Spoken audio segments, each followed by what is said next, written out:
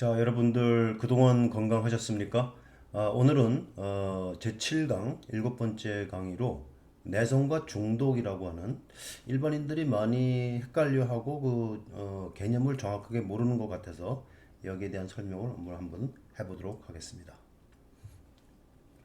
관련해서 세 개의 질문이 학생들한테 있었는데요. 각기 다른 학생들이 비슷한 내용을 가지고 질문했는데 첫 번째, 일곱 번째 질문을 보면 여자의 경우는 한 달에 한 번씩 마술에 걸리는데 저희 언니의 경우엔 생리통이 너무 심해서 생리주기에는 약을 완전히 한 움큼씩 가지고 다닌다. 근데 엄마는 약을 먹으면 안 좋다고 말리지만 언니는 아파서 못 참겠다며 약을 계속 복용한다.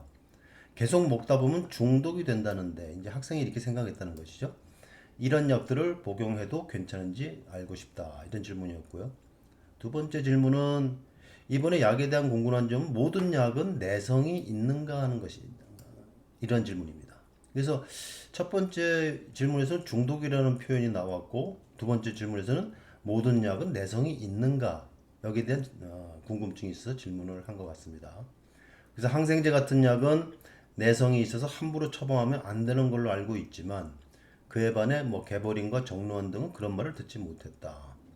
약에 대한 내성은 어떤 약에 존재하는지 있다면 얼마나 복용했을 때 내성이 생기는지 궁금하다. 이런 내용이었고요. 마지막 질문도 이제 생리통 관련된 질문이었는데요. 생리통을 위한 진통제들을 너무 자주 먹게 되면 내성이 생겨 나중에는 약이 잘 듣지 않을 수도 있다고 하는데 사실인지 궁금하다. 그래서 우리가 흔히 살아가면서 내성이라는 표현 많이 쓰죠. 여기는 이제 항생제에 대한 내성 얘기도 했고 생리통의 진통제에 대한 내성도 얘기했고 또 중독이라는 표현도 많이 씁니다. 예를 들면 우리가 카페인에 중독됐다 이런 말 쓰기도 하고 알코올에 중독됐다 이런 말 쓰기도 하죠. 그러니까 비단 우리가 지금 오늘 얘기하고자 하는 그 어떤 마약이나 향정신성 의약품에 해당하는 중독뿐만이 아니라 우리가 일상생활을 하면서 기호식품으로 쓰는 것들 혹은 기호물품으로 쓰는 것들에도 우리가 중독된다는 표현들을 흔히 쓰기도 합니다. 자, 그러면 이 내성이라는 것은 무엇이고 중독이라는 것은 무엇인지 거기에 대한 정의를 잠깐 먼저 여러분들한테 설명을 해 보도록 하겠습니다.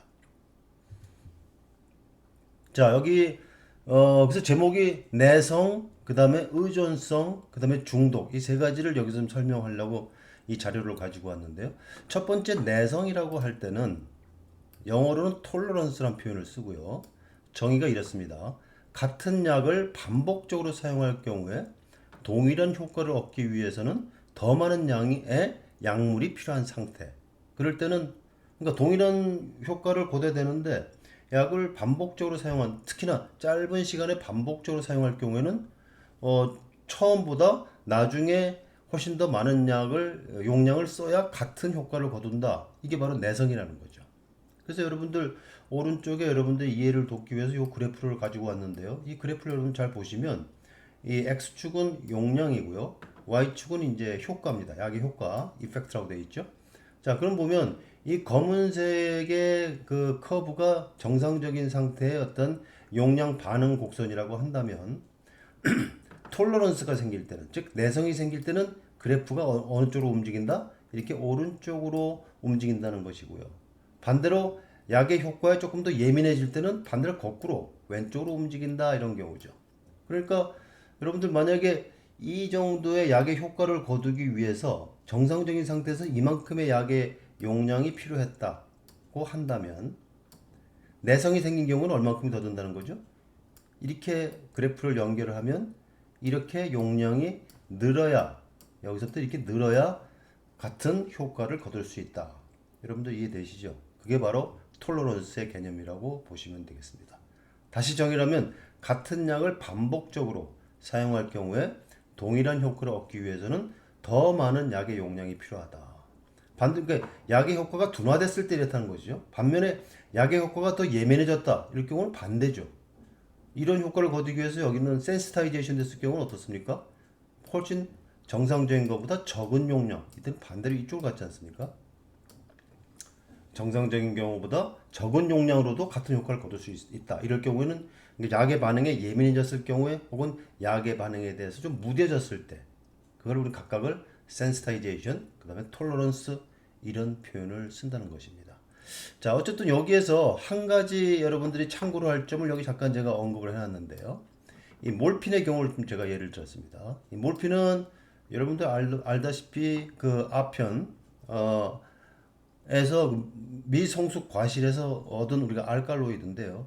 여러분들 알다시피 아주 마약성 진통제로 아주 강력한 진통 효과를 나타내는 약물이죠. 자, 근데 몰핀이 다양한 우리 몸에서 작용을 나타내는데 예를 들면 여러분들 그 어린아이들이 심하게 설사할 때 이 몰핀을 주게 되면 설사가 딱 멎습니다. 아주 지사작용이 끝내줍니다. 몰핀이. 또 그럼 또 하나 이제 문제점이 되는 것 중에 하나는 호흡 중추를 마비하는 효과가 있습니다. 몰핀이. 그래서 몰핀을 과다하게 과장 복용했을 때 갑자기 호흡 중추가 마비돼서 호흡곤란이 와가지고 죽는 경우가 이제 생기는 경우죠. 그건 이제 위험한 경우에 해당하는데요.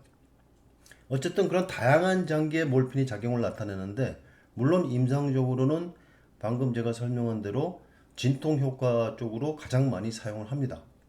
그리고 또 하나는 우리나라의 경우는 이 일이 많지는 않은데 지금 미국이나 이런 서방 국가에서는 이 몰핀을 그 청소년 때부터 많이 그 쾌감 목적으로 이 약을 그러니까 비의학적인 용도로 사용하기도 합니다. 그게 왜냐면 몰핀이 쾌감을 일으키거든요. 근데 쾌감에 대한 내성은 다른 장기에 나타난 내성보다 빨리 나타난다는 것이죠. 아까 제가 말씀드린 예를 들면 위장 간의 운동을 억제해서 몰핀이 지사 효과가 있다. 여기에 내성이 나타나는 경우하고 예를 들면 쾌감을 일으키는 그 효과에 대한 내성은 속도가 다르다는 겁니다. 그래서 몰핀의 경우는 쾌감에 대한 내성은 다른 장기에 비해서 빨리 나타난다는 것이죠. 그러다 보니까 어때요? 동일한 쾌감을 느끼기 위해서 이 몰핀을 남용하는 사람들의 경우는 어때요? 점점 용량이 늘 수밖에 없죠. 내성이 빨리 나타나니까. 그런데 다른 장기의 작용들은 어때요? 그만큼 내성이 빨리 나타나지 않으니까 쾌감의 목적으로 몰핀을 사용하다가 다른 장기나 치명적인 부작용으로 이어질 수가 있다는 거죠. 그래서 이러한 차이는 치명적인 약물 과량 복용으로 이어질 수 있어서 위험하다.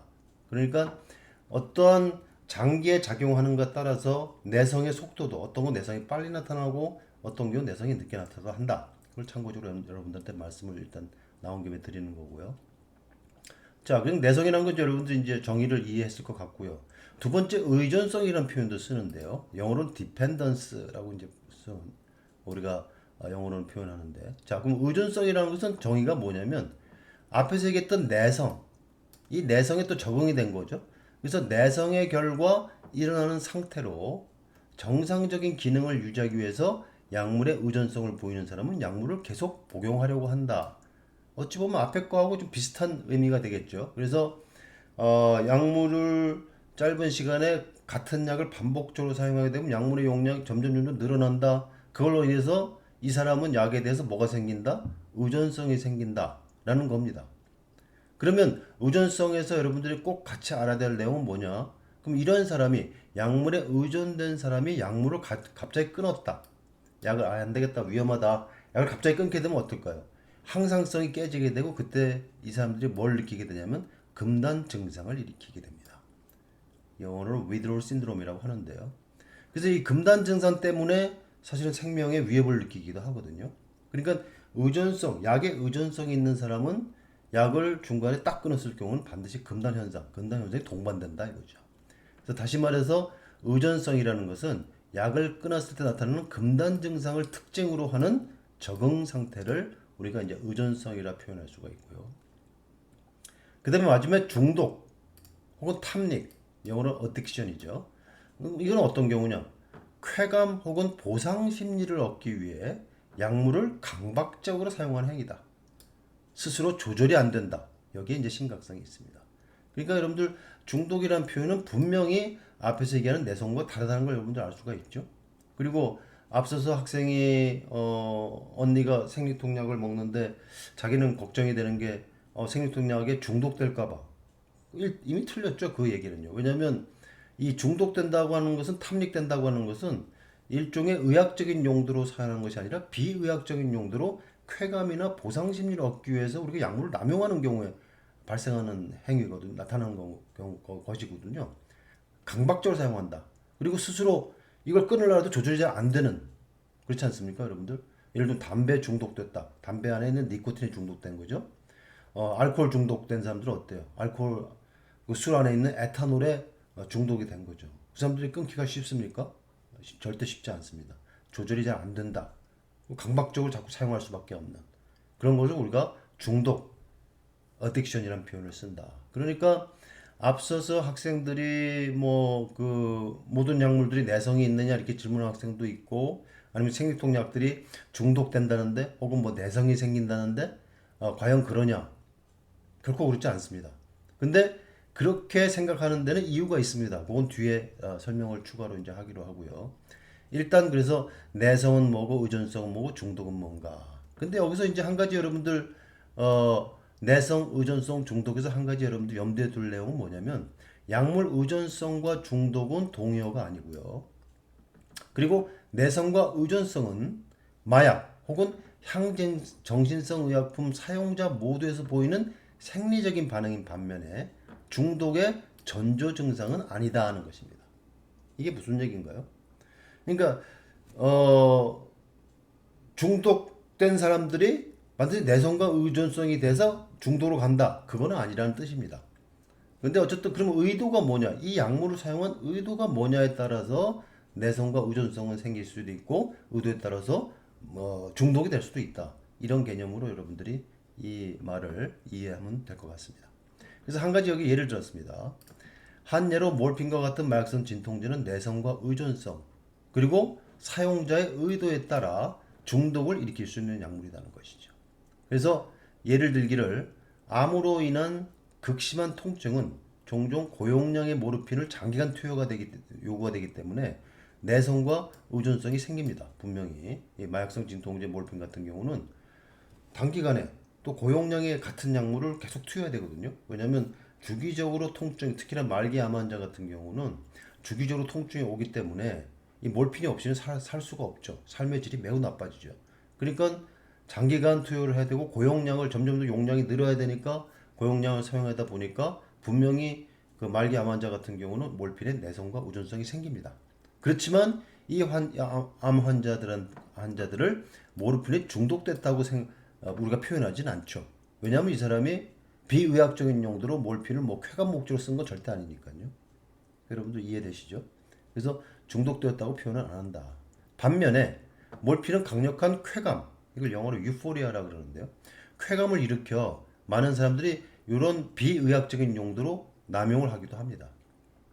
그래서 이런 목적으로 모르핀을 남용하게 되면 거기에 습관적이 되고 나중에는 정신적, 신체적 의존성이 생겨서 약 없이는 살 수 없는 상황, 곧 중독 상태에 이르게 된다는 것입니다.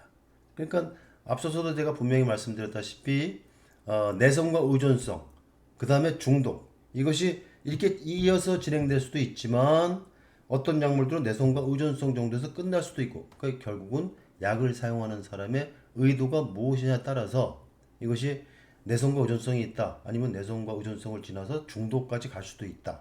이렇게 여러분들이 이해를 하면 될 것 같습니다. 또 하나 앞에서 그 내성을 얘기를 하면서 한 학생이 그 항생제를 거론한 게 있었죠, 질문에. 그래서 항생제도 뭐 내성이 생긴다는데, 이것은 여러분들이 이미 지난번에 항생제의 그러니까 남용과 오용에 대한 설명을 제가 할 때 항생제를 예를 들어서 항생제가 많이 오용되고 있다. 그걸로 인해서 항생제에 어떤 그 내성균이 많이 생기면서 그것이 치료에 상당히 어려움을 겪는다. 이 얘기를 지난 시간에 여러분들한테 말씀을 드렸습니다. 그때 내성은 지금 제가 얘기한 이 톨러런스 내성과는 조금 다른 개념입니다. 그래서 그거를 아래다 잠깐 제가 설명을 해드렸는데요. 이게 잠깐 읽어보면, 항생제나 항암제에 내성이 생겼다 할 때 이때는 영어로는 톨러런스라는 표현을 안 쓰고 레지스턴스라는 표현을 씁니다. 이때는 조금 다른 의미로 이들 약물을 오용하거나 장기간 복용할 경우에 세균이나 암세포가 이때는 돌연변이를 일으키는 겁니다. 그래서 이전에 사용한 약물이 더 이상 효과가 없도록 균들이 뮤테이션, 즉 돌연변이가 일어나는 거죠. 또 암세포가 그 항암제, 들어오는 항암제를 자꾸 암세포 밖으로 축출해 버립니다. 그런 메커니즘들을 이용을 하는 거죠. 그래서 예를 들면 여기 위암 발생 원인으로 알려진 헬리코박터 파일로리 여러분들이 들어봤죠? 속이 쓰리고 막 이런 것이 주원이 된다. 헬리코박터 파일로리 같은 거 균이기 때문에 항생제를 써야 되겠죠. 혹은 결핵균을 박멸하기 위해 사용되는 표준 치료법은 한 종류 이상의 항생제를 사용합니다. 한 종류만 사용하지 않는다는 것이죠. 왜냐하면 한 종류 항생제만 사용했을 경우에 나타나는 내성 문제를 해결하기 위함이다. 왜냐하면 한 종류만 쓰면 금방 그 균들은 우리가 사용하는 그 한 종류의 항생제에 대해서 내성을 일으키거든요. 그래서 약의 효과가 없어져요. 그렇기 때문에 두세 가지 약물을 섞어 쓰는 이유가 바로 이런 이유 때문이다. 그래서 우리가 약물을 사용할 때 일반적으로 얘기하는 내성, 그럴 경우는 같은 효과를 위해서 약의 용량이 느는 거를 얘기할 때는 톨러런스한 표현을 쓰고, 항암제나 항생제 내성이 생겼다 이럴 때는 균이나 암세포가 돌연변이 일으켜서 그 기존에 쓰는 약이 효과가 없도록 한다. 그럴 경우는 이제 resistance, 란 표현을 쓴다는 것을 여러분들이 참고로 알아두시면 되겠습니다. 자, 그래서 내성과 중독 관련해서 앞서서 학생들이 뭐 일반적인 그 생리통 관련된 얘기를 이제 하면서 중독이 된다는데 혹은 뭐 내성이 생긴다는데 왜 우리나라 사람들이 이런 내성이란 말, 중독이란 말을 이렇게 일반적인 그렇게 심각한 질환도 아닌 데서 자꾸 이런 말을 쓰느냐? 결국은 이 우리가 지금 현재 우리나라 사람들이 그동안 써왔던 진통제들 중에서 이런 내성을 일으키거나 혹은 중독 같은 느낌을 일으키는 어떤 성분이 있길래 그런 표현을 쓰지 않았겠느냐라는 생각이 드는 겁니다. 그래서 여기 이제 예를 들었어요. 아스피린과 같은 진통제. 여러분들 지금 많이 쓰는 타이레놀도 여기다 뭐 같은 예로 들 수가 있겠죠. 그러면 타이레놀이나 아스피린 같은 경우도 앞서서 얘기한 모르핀과 같은 상황이 발생할 수 있겠는가 하는 것이죠. 즉 내성이 생기고 중독이 생기겠느냐. 다시 말해 아스피린을 장기간 복용할 경우 습관적이 되어 신체적 의존성이 생기고 종국에 중독이 되느냐는 것이죠. 대답은 결코 아닙니다. 노다 이거죠. 그럼 모르핀을 남용해서 중독된 사람은 아침에 일어나서 먼저 머리에 떠올리는 것이 모르핀일 수가 있죠. 마치 골초인 사람이 아침에 일어나자마자 담배를 무는 현상, 또 카페인에 중독된 사람이 하루도 여러 번 커피를 마시는 현상과 여러분들 유사하겠죠. 반면에 그래서 이 카페인보다 중독성이 훨씬 강한 것이 모르핀이죠. 반면에 아스피린이나 타이레놀 같은 비마약성 진통제들은 이러한 중독 현상이 없다는 것입니다. 물론 내성도 없고요, 사실은요. 그래서 제가 이런 좀 우스개 말을 써놨는데요. 어떤 사람이 아침에 일어나서 오늘은 아스피린이 먹고 싶다. 아스피린 땡기네. 이런 말을 한다면 여러분들은 웃지 않겠습니까? 근데 반대로 여러분들, 아침에 일어나자마자 담배가 피고 싶다. 골치는 사람들 충분히 그렇게 행동을 하죠, 실제로요. 또 알코올 중독자들은 일어나자마자 술 마시고 싶은, 또 뭐 전날에 술로 인해서 상당히 머리가 아프고 힘들었는데도 그 다음날 저녁이 되면 또 술이 마시고 싶은, 다 거기에 지금 알코올에 중독됐기 때문에 그런 것이죠. 그러나 여러분들이 일반적인 생리통에 쓰는 아스피린 계열 약물이나 아니면 타이레놀 같은 약물은 이런 중독 혹은 내성과는 거리가 멀다. 그러면 왜 이런 약물을 먹는 사람들이 중독 내성이라는 표현을 썼을까? 그거는 이 진통제에 들어있는 카페인 때문이다는 생각이 드는 것입니다. 그러니까 물론 지금 현재 우리가 쓰고 있는 우리나라에서 시판되고 있는 진통제들은 두 가지 종류가 있는데요. 단일 성분 진통제가 있고요. 그게 아스피린, 타이레놀 같은 경우는 그 성분 하나밖에 없죠. 그걸 단일 성분 진통제라 하고 또 우리나라에서 토종으로 사용됐던 그 진통제 중에서 여러분들 잘 아는 개보린이라든가 아니면 펜젤이라든가 이런 약물들은 복합 성분 진통제로 그 안에는 카페인이 들어가 있습니다.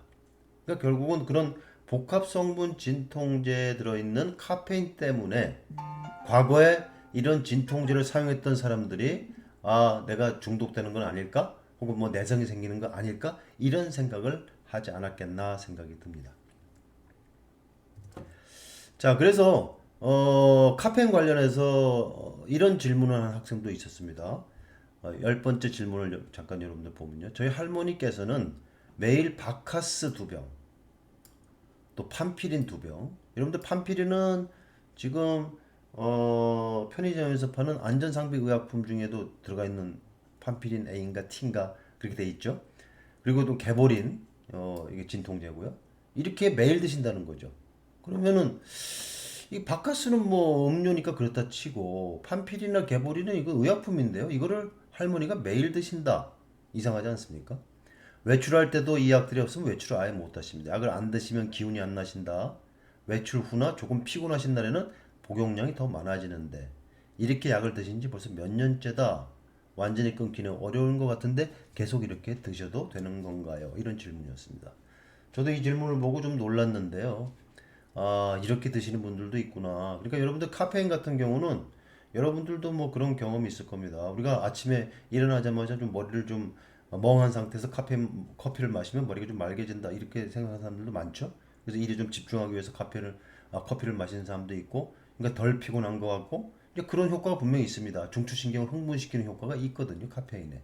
그러다 보니까 이제 이 할머니도 아마 그런 효과들을 평소에 이런 약들을 혹은 이런 바카스 같은 걸 먹으면 효과가 좀 있으니까 계속 그것을 드신 게 이제 습관이 된 것 같은데 그럼 이거를 이제 우리가 수치적으로 잠깐 분석을 해보면 이 할머니가 그러면 결국은 이렇게 드신 이유 중에 하나는 그 중심에는 카페인이 있는 거고요. 그럼 카페인이 얼마를 그 매일 드셨나 계산 한번 해봤습니다. 바카스 한 병에 30mg이 있고요. 그 다음에 판피린 한 병에 역시 30mg의 무스카페인이 있습니다. 그러니까 무스카페인이란 말은 수분, 물이 없는 카페인을 얘기를 합니다. 그러니까 천연 카페인은 물이 다 들어가 있거든요. 그러니까 무수 카페인은 훨씬 더 뒤에서도 설명을 하겠지만 카페인 자체 함량도 높고 흡수가 빠릅니다. 물이 없기 때문에. 그러니까 이게 천연 카페인하고 다르다는 걸 일단 말씀을 드리고요. 그 다음에 개보린 한 알에 50mg이 들어 있습니다. 그래서 이렇게 계산을 해보니까 이 할머니는 매일 170mg의 무수 카페인을 지금 복용하고 계신 겁니다. 그러나 질문에 할머니가 따로 커피를 드시는지에 대한 언급이 없기 때문에 실제로 이거보다 더 많이 드실 수도 있고요. 그래서 이 할머니는 어쨌든 카페인에 의존성이 생겨서 내성과 거기에 따른 약간의 중독성을 보이는 것 같습니다.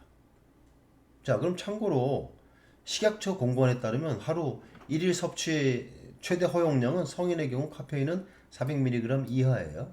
임신부는 300mg 이하고 소아청소년은 체중당 2.5mg 이렇게 되어 있습니다. 그러면 대충의 평균적인 얘기를 하자면 자판기 커피 한 잔에는 평균 약 53mg 정도. 아메리카노 레귤러 사이즈 같은 경우는 평균 100에서 150mg 카페인이 들어가 있습니다. 그렇다면 성인 기준으로 봤을 때 아메리카노는 하루 4잔 정도, 믹스 커피 같은 경우는 하루 8잔 정도 이상 마시면 하루 적정 카페인 섭취량을 이제 초과할 수가 있는 것이죠. 자, 이런 기준에 비추어 본다면 이 할머니의 경우는 매일 170mg이니까 이 기준보다 낮은 것 같죠? 뭐 별 문제 없겠네 이렇게 생각할 수도 있는데 그것이 아닌 것이 아까 제가 방금 말씀대로 여기는 무스카페인이라고 하는 것에 우리가 초점을 맞춰 생각을 해 보아야 됩니다. 거기에 대한 얘기를 말씀드리면 자, 그래서 우리나라는 지금 아까서도 얘기했지만 우리나라에서 시판되고 있는 복합 성분 진통제 약물들이 있죠. 거기 들어있는 카페인 때문에 많은 사람들이 진통제에 중독된다 혹은 내성이 생긴다라는 표현을 쓰는 것 같다는 것이죠. 그래서 국내에서 시판되고 있는 타이레놀은 초반에 이런 카피 문구를 썼습니다. 카페인 없는 진통제다. 그거를 자기네는 이런 이점이 있다는 걸 주장했던 것이죠. 지금은 이렇게 선전 안 하는 것 같은데요. 타이레놀 처음 들어왔을 때 이런 카피 문구를 분명히 저는 기억하고 있습니다. 반면에 우리나라 토종 복합 성분 진통제인 개보린, 펜자레스 등은 모두 50mg의 무스카페인을 함유하고 있다. 자, 그러면 앞서서 제가 잠깐 언급을 했었는데요. 천연 카페인과 무스카페인 한번 비교를 해볼까요? 무스카페인은 말 그대로 카페인의 수분을 제거한 거고요. 천연 카페인 50mg 하면 물 분자를 포함한 질량이 50이라는 거고 무스카페인 50이라고 할 때는 물 분자가 없이 카페인만 50mg이라는 것이죠.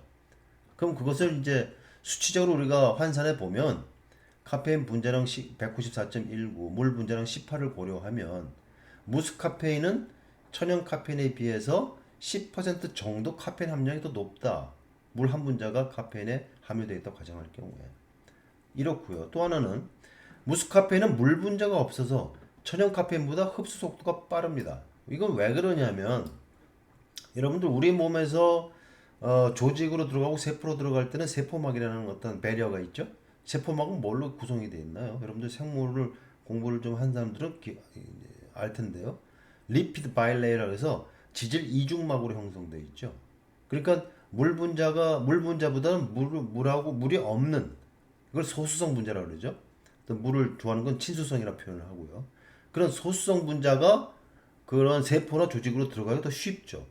무스카핀은 물이 없기 때문에 더 멤브레인 세포막을 잘 통과한다. 그러니까 흡수 속도가 빠르고 흡수율도 최대 5배가 높다는 것이죠. 특히 중추신경을 흥분시키는 강도도 세다고 알려지고 있다. 특히나 중추신경을 들어가는 물질들은요, 굉장히 지용성인 물질이어야 됩니다. 수용성인 물질은 뇌로 올라가는 중추신경, 척수, 뇌로 올라가는 게 굉장히 어렵죠. 배리어가 있기 때문에. 그래서 산술적으로 이렇게 따져본다면 진통제 함유된, 그러니까 복합성분 진통제 함유된 무스카펜 50은 최대 천연 카페인의 250mg, 거의 5배 정도 효과를 낸다는 것이죠. 그래서 앞서 10번 질문에서 할머니는 170mg 무스카펜을 매일 복용한다. 이것은 산술적으로 최대로 따지면 약 850mg의 천연 카페인 복용과 같은 효과가 나타날 수 있다. 그렇다면 여러분들 하루 권장량의 2배 이상 초과되는 양이죠. 따라서 중추신경으로 흡수되는 양이 많고 흡수 속도도 빨라서 그만큼 중독될 가능성이 높다. 또 거기에 내성이 일어날 가능성도 높죠, 여러분들. 그러니까 여러분들 어떻습니까? 커피를 여러분들 좋아하는 사람들, 뭐 저도 옛날에 좀 그랬던 경험이 있는데요.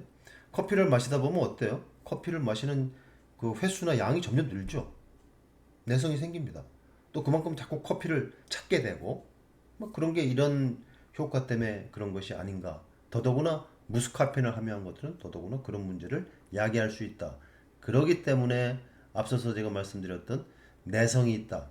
그러니까 복합성분 진통제를 먹은 사람들이 아 이게 진통제라는 것은 먹으면 내성이 생기는가 보다. 그러니까 약의 용량이 자꾸 늘어서 혹은 또 중독이 되나 보다. 그러니까는 생리통으로 막 떼굴떼굴 구르면서 아픈데도 약을 안 먹고 참는 사람들 수도 없이 봤습니다. 주변에서. 그게 내성과 중독에 대해서 잘못된 개념을 가지고 있어서 관점이 있어서 잘못 이해를 해서 그런 문제가 생기지 않았나 생각이 듭니다. 그래서 이 부분은 나중에 제가 그 감기 관련한 얘기를 할 때 거기 이제 해열 진통제에 대한 얘기, 소염 진통제에 대한 얘기를 자세히 할 텐데요. 그때 그러면 우리가 생리통 같은데 적절하게 잘 쓸 수 있는 방법이 무엇인가, 약을 그 방법에 대해서 한번 자세히 설명을 할 기회가 있을 겁니다. 자, 그러면 어쨌든 이렇게 복합성분 진통제에 카페인을 넣은 게 과거에는 우리나라 진통제들이 많았는데요. 지금 또 많이 그런 것들이 없어지고 많은 사람들이 타이레놀에 굉장히 익숙해지면서 실제로 지금 요즘 세대를 보면 단일 성분 진통제를 쓰는 사람들이 주변에 많습니다, 이제는. 근데 어쨌든 과거에는 이렇게 무스카펜이 섞여 있는 우리나라 토종 그 진통제들이 많이 사용이 됐고 그런 것 때문에 이제 내성이다 뭐 중독이란 말을 사용해야 됐는데 어쨌든 그럼 왜 진통제에 진통 성분에 카페인을 왜 넣었을까 궁금하지 않습니까? 그럼 쓸데없이 그냥 넣겠습니까? 그런 건 아니죠. 근거는 있죠. 그럼 카페인을 넣었을 때 여기 장점은 여기 지금 세 가지로 설명을 해놨어요. 예를 들면 첫 번째 걸 보면 아스피린, 아세타미노펜 같은 아세타미노펜은 타이레놀 성분이죠. 진통 성분에 100mg 이상의 카페인을 추가할 경우에는 진통 성분의 약효를 의미 있게 증가시킨다는 보고 2014년도. 그러니까 카페인을 넣어줬을 때 아스피린이나 아세타미노펜의 진통 효과를 조금 더 증가시킨다. 그러니까 이런 근거에서 넣었다는 거죠. 또 한 임상시험에서는 65mg 이상의 카페인은 진통 효과를 올리기는 하지만 이건 두통에 좀 국한된다. 그러니까 두통에는 카페인이 좀 들어가면 좋다. 이런 얘기고요. 또 하나는 조금 어려운 얘기인데 이 카페인이라는 물질은 이 아데노신이라고 하는 요 물질과 관련이 있습니다. 아데노신이 우리 몸에서 여러 작용을 하는데 그 아데노신이 작용할 때 아데노신 수용체 결합을 하거든요. 근데 카페인이 아데노신 수용체 결합하는 걸 방해합니다. 그래서 이런 효과가 있다는 것인데요. 그래서 아데노신은 어떤 효과가 있냐 그러면 뇌 속 혈액량과 혈압을 증가시켜 두통을 유발하는데 카페인은 이러한 아데노신의 작용을 억제해서 수용체를 차단해서 두통을 완화하고 일시적으로 정신을 맑게 해서 기억력, 집중력, 지구력 등을 높이는 효과를 볼 수 있다. 이렇게 얘기를 한다는 것이죠. 그래서 이런 근거에 의해서 진통 성분에 카페인을 넣었다는 것입니다. 반면에 그러면 카페인의 단점은 뭐냐? 여러분들 뭐 카페인이 뭐 커피를 마시면 도저히 잠을 잘 수가 없다 이런 사람들 주변에서 많이 보죠. 저도 뭐 주변에 보면 거의 대부분이 오후에는 절대 커피를 마시지 않고 특히나 그 저녁 시간에는 커피 혹은 뭐 카페인에 들어가 있는 뭐 티라든가 아니면 뭐 콜라 같은 음료 이런 걸 절대 안 마시는 분들이 많아요. 그게 왜 그래요? 이런 수면 방해가 있기 때문이죠. 불면증을 일으킨다. 또 신경 불안을 일으킨다. 커피를 마시면 가슴이 또 두근두근 심장박동이 빨라지죠. 가슴이 두근두근 거리는 사람, 또 어지럽다, 또 위산 분비가 증가해서 일단 커피만 마시면 속이 좀 안 좋다 이런 사람도 많죠. 또 이뇨 효과가 있어요. 소변량이 많아진다. 그래서 이건 거꾸로 이거 효과를 이용하기도 합니다. 여러분들 티 성분에도 카페인이 들어가 있거든요. 카페인과 유사한 성분, 세오필린, 세오브로민 이런 성분도 있고요. 그런 것들이 다 이뇨 작용이 있어서 이런 것들을 거꾸로 다른 용도로 이용하기도 하죠. 어쨌든 따라서 불면증, 심혈관계 질환이 있거나 위궤양, 야뇨증 환자들은 카페인이 함유된 진통제나 음료를 복용하지 않는 것이 당연히 좋죠. 또한 카페인이 든 진통제는 역설적으로 카페인성 두통을 유발하기도 합니다. 카페인이 두통에 효과 있다는 표현도 있지만 역설적으로 이런 효과도 있다는 것이죠. 그러니까 여러분들 잠자는데 예민한 사람, 신경이 예민한 사람, 또 심장 박동이 좀 두근두근 거리거나 이게 심혈관계 문제가 있는 사람, 또 위궤양이 있거나 그 위염이 있는 사람 이런 사람들은 커피 안에 들어가 있는 카페인이 절대 좋을 리가 없죠.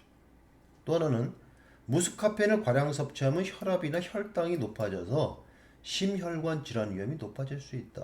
그래서 미국의 메이오 클리닉 연구팀이 발표한 논문에 따르면 고카페인 에너지 음료를 마신 사람은 혈압이 약 6% 높아졌고 스트레스 호르몬인 아드레날린 수치가 상승했다는 것이죠. 그리고 고카페인 섭취가 심장질환 발생 위험을 2.8배 높인다는 결과도 있다. 그러니까 카페인이라는 물질이 이게 뚜렷한 생리작용이 양리작용이 있고요. 그것이 또 만만치 않은 부작용을 일으킬 수가 있기 때문에 과연 그러면 이 진통제에 카페인이 들어가느냐 안 좋으냐 장단점을 일단 말씀을 드렸는데 결론적으로는 굳이 이런 단점들이 있는 카페인을 집어넣어서 그 진통제 효과를 조금 더 증강시킨다는 근거에 의해서 쓸 필요가 있느냐? 제 생각은 그렇습니다. 카페인을 진통제 추가하는 것은 득보다 실이 더 많습니다. 또 이렇게 복합 성분 진통제가 되면 단일 성분 진통제보다 약값이 올라갑니다. 어쨌든 그런 이유로 해서 가능하면 단일 성분 진통제 사용을 여러분들한테 권장을 한다. 이렇게 얘기를 할 수가 있겠습니다. 자, 그래서 아까도 제가 잠깐 말씀드렸다시피 최근에는 우리나라 사람들이 그 젊은 사람들 많이 보면 뭐 타이레놀이나 이런 쪽 훨씬 더 익숙해진 것 같아요. 즉 단일 성분 진통제. 그러다 보니까 옛날보다는 그런 생각이 적을 수는 있는데도 불구하고 과거의 어른들 아까 그 학생의 질문에서도 엄마가 절대 약 먹는 걸 말린다 이렇게 돼 있죠. 그러니까 그것도 참 말이 안 되는 얘기죠. 잘 모르시고 이렇게 하는 거. 근데 지금도 계속 그런 인식이 남아 있어요. 그러다 보니까 그 어린 학생들이 생리통을 굉장히 고통을 겪으면서 학교도 못 가고 막 이러는데 약을 못 먹게 하고 참는 뭐 이런 넌센스도 충분히 일어날 수 있으니까 그런 것들을 우리가 충분히 이제 앞으로는 개선을 해야 되겠다. 어쨌든 그런 얘기가 과거부터 지금까지 들어온 이유 중에 하나는 그런 복합 성분 진통제 안에 있는 카페인 때문에 그런 것이 아닌가 이렇게 생각을 할 수가 있겠습니다. 자, 그래서 그 그림으로 잠깐 여러분들 설명을 해드리면 이 타이레놀 같은 경우 지금 뭐 가장 많이 쓰는 약물이기도 하고요. 그리고 이제 개보린이나 펜잘큐 같은 것이 이제 우리나라 제약사에서 만들어서 시판하는 것들인데 일단 보면은 여기 그 사용하는 그 나이가 좀 다른 게 보이죠. 여기 12세 이상, 여기는 8세 이상으로 되어 있는데 여기 15세 미만은 사용 금지로 되어 있어요. 이건 뒤에 설명을 하겠지만 이렇게 한 데는 이유가 있습니다. 요 성분 때문에 식약처에서 이 약효 재검정을 하면서 나이를 조금 15세 이상으로만 쓰게끔 한정진 겁니다. 요 성분에 문제가 있기 때문에 아시겠죠? 그래서 여기 지금 이소프로필 안티피린 IPA에 대한 성분에 대한 설문이 잠깐 써 있죠. 과다 복용할 경우 골수 억제 작용에 의한 과립 백혈구 감소증. 그러니까 백혈구 감소된다는 것도 굉장히 안 좋은 사인이죠. 굉장히 위험한 부작용이고요. 재생불량성 빈혈, 위장장애, 졸음, 경련과 같은 의식장애 부작용 위험이 높아지는 것으로 알려져 있어 많은 나라에서 사용이 금지된 성분입니다. 그러다 보니까 2000년 초반부터 지금까지 계속 이 개보린 요 약물에 대해서는 논란이 많은 약이죠. 이런 위험한 성분을 왜 굳이 좀 쓰느냐? 이게 특별하게 여기에 들어간다고 해서 이득도 별로 없는데 그건 뒤에 잠깐 설명을 추가를 할 거고요. 어쨌든 요 성분 때문에 15세 미만은 사용 금지로 일단 그 사용 나이를 제한을 했고요. 이 세 약물의 공통적인 것은 전부 다 타이레놀의 성분인 아세타미노펜이 다 들어가 있죠. 근데 여기는 타이레놀 아세타미노펜 500mg 요거 하나에 이게 이제 들어가 있는 충분한 용량이 들어가 있는 반면에 여기는 다른 성분을 넣다 보니까 용량이 좀 적은 겁니다. 그리고 다른 성분들이 들어가 있는데 펜잘큐나 개보리는 공통적으로 앞에서 말씀드린 대로 무스카펜이 50mg씩 들어가 있죠. 그러니까 제가 얘기하는 것은 굳이 이 성분이 필요한가라는 얘기입니다. 네. 그래서 개보린에 대한 계속적인 그 논란이 좀 있어서 그 유해성 논란에 대한 얘기를 잠깐 여러분들의 이해를 돕기 위해서 설명을 드리면 이 IPA에 대한 안전성 논란이 계속 있었던 것이죠. 그래서 2008년도에 건강사회를 위한 약사회 건약이라고 하는데요. 여기가 문제를 공식적으로 제기를 했어요. 그래서 국정감사에서도 그런 얘기를 했고요. 그래서 이런 건약과 국정감사에서 IP의 안전성 문제 제기로 인해서 국내에서 시판 중인 관련 제품들 대부분이 판매를 중지하거나 성분을 교체했습니다. 그리고 보건당국은 15세 미만 어린이와 청소년이 복용하지 못하도록 어떤 약을 이 IPA가 포함된 약 제품들은 그럼에도 불구하고 삼진제약은 개보린 시판을 계속 고집했습니다. 그러면서 7개 대학병원에서 2012년부터 14년 3년간 환자 대조군 임상 실험을 했습니다. 그 자기네 제품을 계속 팔고 싶었던 거죠. 삼진제약 입장에서는. 그러니까 이런 논란이 계속 있으니까 아니다 우리는 괜찮다. 다시 한번 그러면 우리가 안전성 연구를 하겠다. 그게 2012년부터 14년 3년 동안 다시 한 거고요. 그래서 이 결과가 이제 보고서가 나오고 식약처는 이렇게 결정을 했습니다. IPA 성분을 함유한 개보린 등의 일부 주의사항을 수정하는 선에서 시판을 유지하기로. 그러니까 제품을 완전히 시장에서 퇴출시킨 건 아니고 일부 수정사항을 주의사항을 수정한다. 그러니까 건약은 계속 거기에 대해서 연구 결과를 받아들일 수가 없다. 이런 세 가지 문제를 제기하면서요. 그래서 개보린 제재 부작용 범위의 문제점이라든가 재평가 연구 결과에 대한 한계, 해외 판매 금지, 사용 현황에 대한 조사의 부족 이런 걸 등을 이유를 들면서 식약처 연구 결과를 받을 수 없음을 천명한 바가 있습니다. 얼마 안 된 얘기죠. 2015년 7월이면 6년 조금 지난 얘기인데요. 그러니까 계속 이 개보린에 대해서는 논란이 아직 있고요. 그래서 여기 여러분들 지금 논란이 있는 개보린 이 경우인데 여기는 지금 앞에서도 제가 보여드렸죠. 이소프로필 안티핀이라고 하는 요 문제가 있는 성분 150mg 들어가 있고요. 무스카페인 계속 여기 들어가 있습니다. 그러다 보니까 이제 삼진제약 입장에서도 상당 부분 이 개보린에 대해서 아마 상당한 마음의 부담을 갖고 있었을 겁니다. 계속 파는 것에 대해서도 이 사람들도 다양한 그 어떤 전략을 만들지 않았겠냐. 그렇게 해서 탄생된 게 이런 약입니다. 그래서 이 개보린에서 개보린 릴렉스라고 해서요. 타이레놀 성분 대신에 이부프로펜이라는 또 다른 그 소염 진통제 성분하고 산화마그네슘 이렇게 섞어서 좀 위를 좀 부드럽게 혹은 조금 더 안정시키는 마그네슘이 들어가서 이런 제품을 만들어서 제품 이름을 개보린 릴렉스라고 만들고요. 그리고 한 2년 전인가요? 2019년인가 삼진제약이 그 코로나가 지금 창궐하는 2020년이잖아요, 그게. 그때 즈음에 개보린 V라 그래서 이게 이제 백신 뭐 빅토리 뭐 그런 의미로 V라고 합니다. 그래서 코로나 여러분들 알다시피 코로나 백신 부작용으로 대표적으로 뭐 통증이 있고 뭐 아프고 그럴 때 타이레놀 먹어라 이런 얘기 많이 여러분들 많이 들어보셨죠. 그러니까 이 사람들이 삼진제약에서 그러면 아세트아미노펜 여기 써 있죠.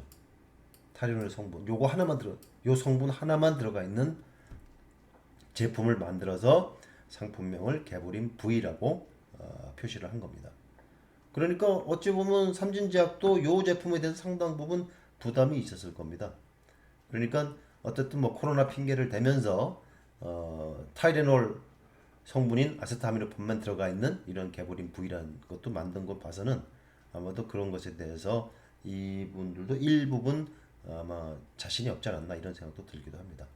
어쨌든 간에 그래서 이런 단일 성분 진통제와 복합 성분 진통제, 근에 들어가 있는 카페인, 물론 여기 지금 얘기는 아이소프로필 엔티피에 대한 얘기를 좀 했었습니다만은 어쨌든 카페인으로 인해서 많은 사람들이 진통제는 뭐 다 내성이 있고 혹은 뭐 중독이 되는가 보다 이런 오해가 있었다는 것을 일단 여러분들한테 분명히 말씀을 드립니다.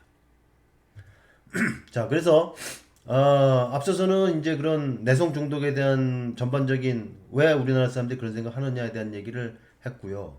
앞서서 내성은 뭐고 중독은 뭐고 의존성은 뭔가에 대한 분명한 제가 데피니션 정의를 말씀을 드렸고 그와 관련해서 11번째 질문에 학생이 이런 질문을 했습니다.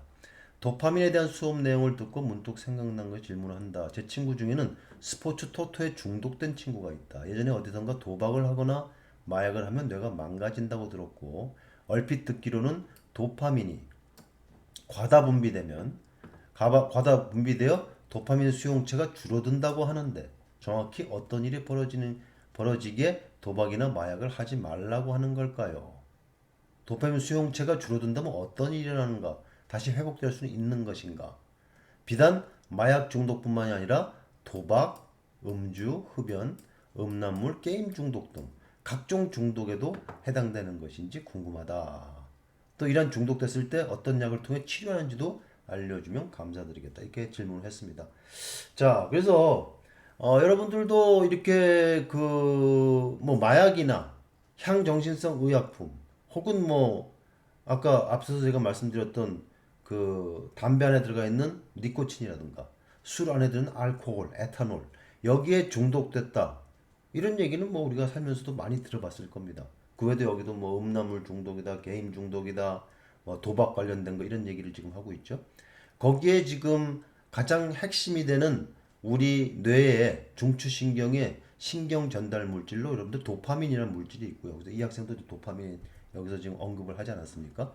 그래서 도파민이라는 물질이 우리 몸에서 뇌의 보상 시스템, 그러니까 리워드 메커니즘에 아주 결정적으로 중요한 물질이 바로 도파민이라는 물질이거든요. 그래서 우리가 뭐 행복감을 느끼고 예를 들면 이런 거죠. 여러분들 배고플 때 이제 식사를 하죠. 그럼 식사를 하고 나면 포만감이 생기면 행복감이 느껴지죠. 그것이 리워드 시스템입니다. 그러니까 우리가 생존에 필요한 생존에 필수적인 중요한 행동들 이런 것들이 우리가 건강한 상태에서 이런 보상 시스템이 그런 식으로 작동을 하는데 문제는 이런 자연적인 욕구가 약물을 남용함으로써 마약이라든가 아까 향정신성 의약품 같은 그런 약물 남용을 하게 되면 이런 정상적인 자연적인 욕구에 대한 보상 시스템을 빼앗아서 이것이 약물에 대한 욕구로 변하게 된다는 것이죠. 그러면 결국 어떻게 되죠? 우리 삶의 우선순위가 바뀌게 되는 거죠. 심각해지는 거죠. 그래서 여러분들이 이런 그 리워드 메커니즘, 도파민이 리워드 메커니즘 보상 시스템, 보상 기전과 관련이 있다. 그러면 중추신경에서 그 도파민이라는 물질은 그런 리워드 시스템에 관여하는 도파민의 경로는 어떤 경로가 있느냐를 왼쪽에서 잠깐 여러분들이 이 그림으로 설명을 하면 여기 그 VTA라고 하는 부분이 있거든요. Ventral Tegmental Area고 우리말로는 배 쪽 피부계라고 하는데요. 그러니까 배 쪽이란 말은 우리 여러분들 배가 몸의 신체 앞에 있죠. 그러니까 등 쪽, 배 쪽 이런 식으로 표현하거든요. 그게 영어 표현으로 ventral이라는 게 이제 배 쪽이라는 뜻이고요. 그래서 신체 앞쪽이라는 뜻이고 앞쪽에 있는 여기 중뇌라는 부분에 중뇌 부분에 여기 이제 세포체가 있고 이 세포체가 이렇게 위로 여기에 지금 변연계라고 쓴 메소림빅 패스웨이라고는 중간 변연계라는 요 부분으로 그 신경이 세포체가 이렇게 프로젝션 되어 있는 겁니다. 이 부분이 그 리워드 메커니즘하고 관련이 있고요. 또 하나 여러분들이 뭐 감정이 이모션을 느끼고 그러니까 감정을 느끼고 어떤 측심을 느끼고 이런 느끼는 것들은 여기서 조금 더 대뇌 피질 쪽으로 전두엽 쪽에 피질계 쪽으로 길게 프로젝션 되어 있는 거 있죠? VTA에서 이렇게 가는 패스웨이는 중간 피질계라고 얘기를 합니다. 그래서 오늘 중독이라고 하는 부분은 바로 이 VTA 부분에서 변연계 쪽, 메솔림빅 패스웨이 쪽으로 가는 이 부분에 리워드 메커니즘이 있는 거고요. 거기에 도파민이 이제 많이 관여를 해서 우리가 행복감을 느끼고 생존에 필수적인 어떤 중요한 행동들을 건강한 사람의 경우 이렇게 하도록 하는데 마약을 우리가 쓰다 보면 마약이 이 VTA를 간접적으로 자극하거든요. 그래서 과도한 행복감을 유발시키게 되죠. 그래서 이 마약이 그럼 이 도파민의 유리를 자극을 하고 도파민으로 인한 활성 그 액션 포텐셜이라고 해서 활동 전이를 이제 우리가 소위 폭발적으로 이렇게 전도를 하는 그러니까 신경의 전도가 일어나는 형태 뭐 그렇게 여러분들이 이해를 할 수가 있고요. 그래서 그건 여기서 잠깐 설명을 하겠고요. 또 한 가지 패스웨이가 이제 중추신경에서 이 도파민 패스웨이 중에 또 하나 중요한 게 여기 지금 여기로 올라가는 위로 올라가는 요 패스웨이 있죠. 이 부분이 이제 여기 보면은 도저 스트리아툼이라고 하는 부분인데 그래서 이 부분은 여기에 서브스탄시아 나야그라라 해서 우리말로 흑질 니그라라는 게 블랙이라는 뜻이거든요. 서브스탄시아라는 서브스탄스 물질이라는 뜻이니까 흑질 이렇게 표현해서 여기서 흑질 선조체 방향으로 프로젝션 되어 있는 것은 여러분들 파킨슨시병 아시죠? 파킨슨시병 그러니까 머슬 근육의 움직임에 관여하는 퇴행성 질환이죠. 거기에 이 패스웨이 이 도파민 경로에 도파민이 여기는 부족해지면 파킨슨 증후를 일으키거든요. 그래서 요거는 또 그런 관련된 패스웨이고요. 오늘 어쨌든 얘기하는 리월드 메커니즘 쪽은 이쪽에 VTA에서 중간 변형계로 이어지는 요 패스웨이가 과도하게 활성화되면 마약을 씀으로써 자 그래서 이게 과도한 행복감을 일으키게 되고 그럼 마약을 계속해서 사용하게 되면 이런 보상 시스템은 더 이상 일상적인 자극에는 반응하지 않고 마약에 의존하게 되는 거죠. 그래서 우리 삶의 우선순위가 바뀌게 되는 것인데요. 그래서 여기 여러분들 코케인을 한번 예를 들어 볼게요, 제가. 그래서 우리나라의 경우는 이 코케인 같은 마약은 많이 지금 사용이 되고 있지는 않고요. 아시아 쪽에는 그 여러분들 필로폰 아시죠? 메탄페타민이라고 하는 것. 필로폰이 많이 그 남용되는 마약 중에 하나고 미국이나 서구 사회는 이 코케인이 굉장히 문제가 사회적으로 문제가 되고 있는데요. 그럼 코케인이 어떻게 해서 이런 그 쾌감을 일으키고 과도한 행복감을 일으키고 이런 그 마약의 어떤 그 환각을 일으키고 이렇게 도파민의 활성을 과도하게 증가시키느냐 기전을 잠깐 설명해 드리면 이게 도파민 신경이거든요. 이 도파민 신경이 이렇게 내려오고 여기서 흥분이 내려오게 되면은 도파민이 이제 이렇게 이 동글동글한 게 도파민입니다. 빨간 것이 도파민이 이렇게 이 사이 간극으로 유리가 되고요. 이렇게 유리된 도파민은 이걸 이제 시냅스를 이룬다는 표현을 씁니다. 그래서 여기 위에 있는 신경을 시냅스 전 신경, 여기를 시냅스 후 신경이라고 얘기를 하고요. 여기를 시냅스하고 시냅스가 이루는 간극, 클레프트라는 표현을 씁니다. 사이 공간이죠. 그 공간으로 도파민이 이렇게 조그만 소낭에 들어가 있다가 요 세포막하고 퓨전이 되면서 밖으로 나가고요. 나간 도파민은 시냅스 후막에 있는 도파민 수용체, 이런 수용체들하고 결합을 해서 반응을 이렇게 일종으로 매개를 하는 겁니다. 이게 반응이 일어나는 반응이죠. 그래서 신호가 전달되는 이런 과정이 되겠는데, 그러면 우리 몸은 참 그 아주 정교하게 조절이 되는 메커니즘들이 있어가지고요. 이렇게 도파민 유리가 되면 자기 역할을 다 한 도파민은 계속 여기 남아있으면 어때요? 계속 과도하게 여기를 흥분시키면 그건 문제가 커지죠. 그러니까 자기 역할을 다 한 도파민은 요걸 통해서 이렇게 다시 들어가게끔 만들어 놨습니다. 여기가 도파민 트랜스포터라고 하는 수송체가 있어요.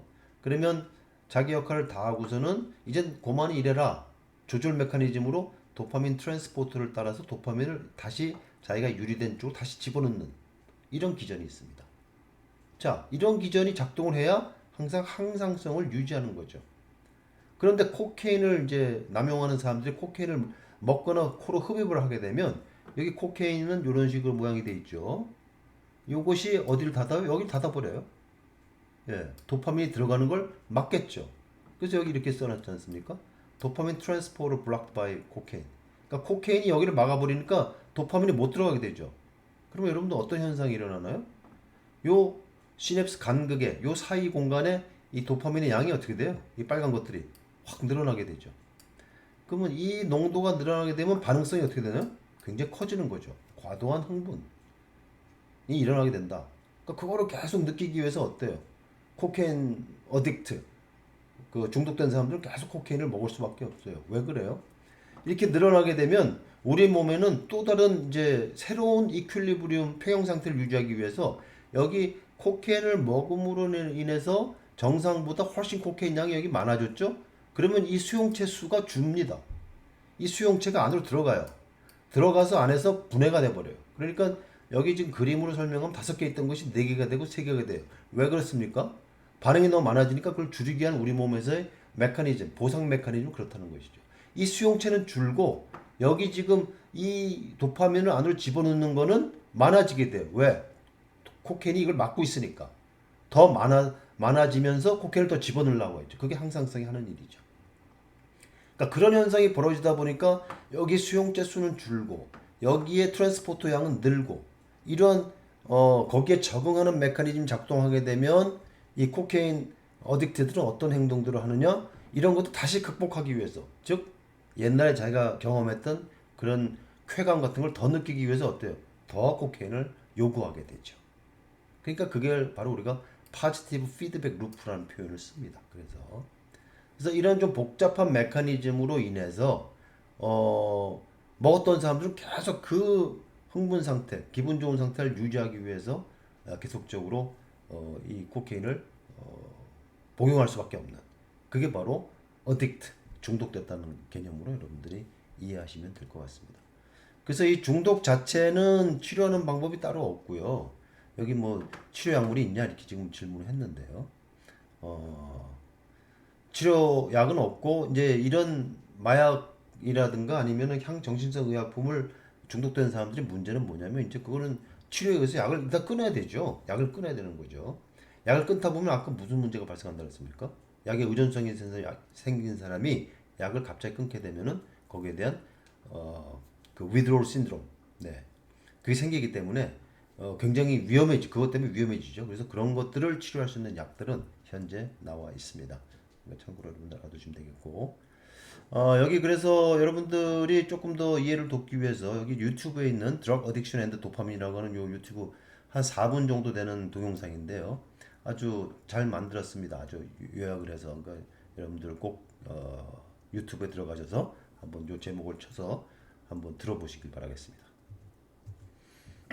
자, 그래서 마지막으로 여러분들의 이해를 돕기 위해서 잠깐 왼쪽 그 표를 설명해 드리면 뭐 담배, 토바코라든가 알코올 이렇게 이제 기호식품 같은 것이 있고요. 그다음에 우리가 남용되는 마약 계열이나 아니면 향정신성 의약품 이렇게 중독될 만한 것들을 쭉 나열을 했는데요.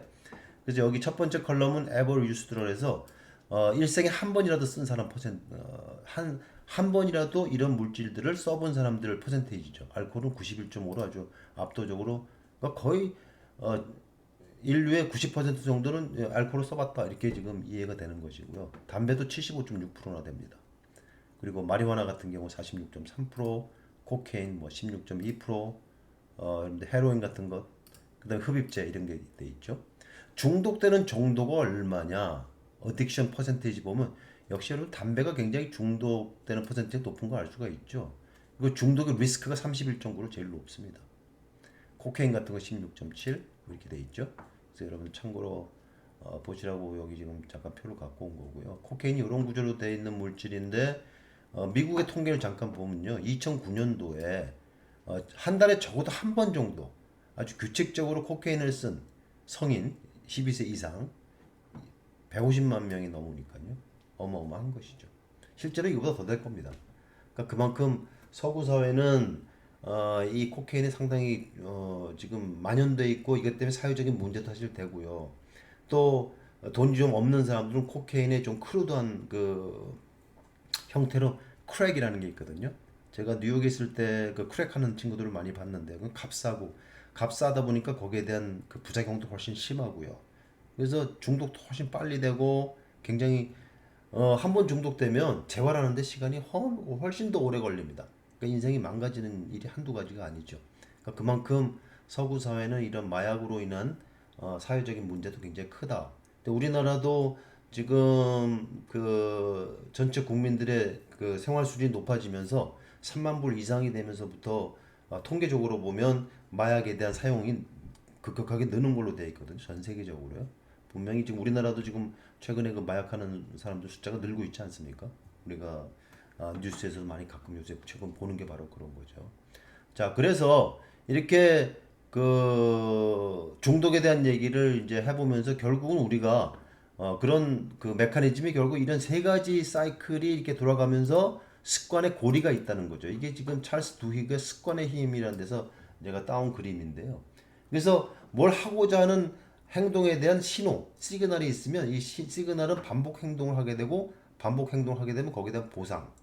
그래서 습관고리가 이런 식으로 작동이 된다는 겁니다. 그러니까 결국은 이런 사이클을 끊는 방법은 신호와 보상을 급격하게 바꾸지 않으면서 새로운 대체 행동을 찾는 것. 이게 지금 핵심이에요. 그래서 여러분들 뭐 술 때문에 힘들다 혹은 담배 때문에 힘들다는 사람들도 결국은 자기가 그러면 담배를 피우고 싶어서 자기가 평소에 어떤 시그널이 들어가느냐 혹은 술을 마시고 싶어서 어떤 시그널이 들어가느냐 그 시그널을 차단하거나 아니면 그게 힘들면 결국은 이거에 대한 대체 술을 마시는 것 행동에 대한 다른 대체 행동 뭐 담배를 피는 것에 대한 대체 행동 이런 것을 여러분들이 찾아서 서서히 바꿔주는 것이 도움이 되지 않겠느냐 이제 그런 얘기를 여기서 마지막으로 여러분들한테 할 수 있을 것 같습니다. 그러니까 자기한테 맞는 방법이 무엇인지 아니면 신호를 시그널을 처음부터 차단하는 게 좋을지 아니면 거기에 대한 보상을 다른 것으로 보상받는 예를 들면 술을 마시는 걸로 인해서 담배 피는 걸로 인해서 내가 경제적으로도 꽤 돈이 나간다 그러면 그거를 그 돈을 모아서 내가 다른 것을 했을 때 더 많은 내가 만족감을 느낄 수 있지 않겠느냐 그러면 여러분들 그런 바뀔 수 이런 습관고리를 우리가 바꿀 수가 있겠죠. 이제 그런 것들도 한번 오늘 이 얘기가 나온 김에 한번 생각해 보라는 의미에서 이거를 마지막으로 말씀을 드렸습니다. 자, 여기까지 설명을 하고 다음 시간 여러분들 뵙도록 하겠습니다.